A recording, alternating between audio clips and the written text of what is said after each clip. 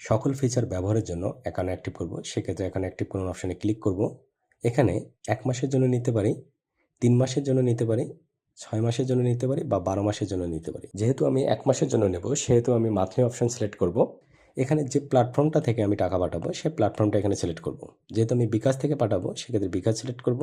এখানে 100 টাকা পেমেন্ট করুন। এখন আমি বিকাশ অ্যাপে যাব, পেমেন্টে যাব। এখানে কিউআর কোড স্ক্যান করে আমি পেমেন্ট করতে পারি, অথবা আমি স্ক্রিনে দেওয়া নম্বরে ডায়াল করে পেমেন্ট করতে পারি।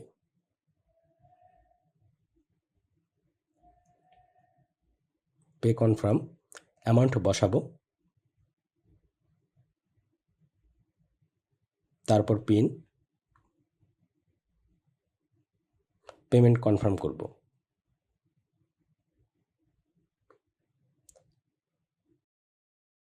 এখন যে মোবাইল নম্বর থেকে আমি পেমেন্ট করছি সেই মোবাইল নম্বরটি এখানে বসাবো।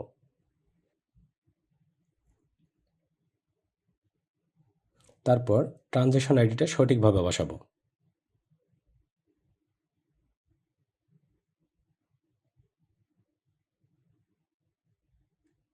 ট্রানজ্যাকশন আইডি সঠিকভাবে বসানোর পর সাবমিট ট্রানজ্যাকশনে ক্লিক করব।